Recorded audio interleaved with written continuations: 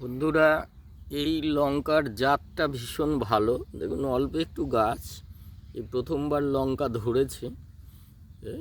কি সুন্দর লঙ্কাগুলো দেখুন, এবং প্রতি ডগায় দেখুন 3টে 4টে 5টা করে ফুল। দেখুন, প্রতিটা ডগায় দারুণ লঙ্কাটা।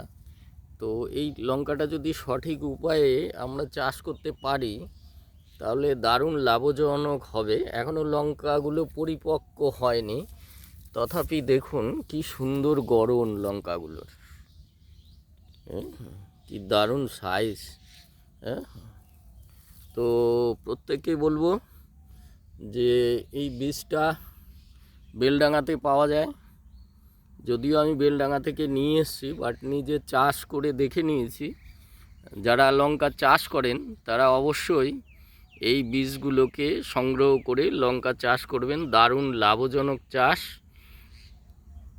সবাইকে বলবো চাষে সাফল্য নিয়ে আসুন। থ্যাংক ইউ সবাইকে।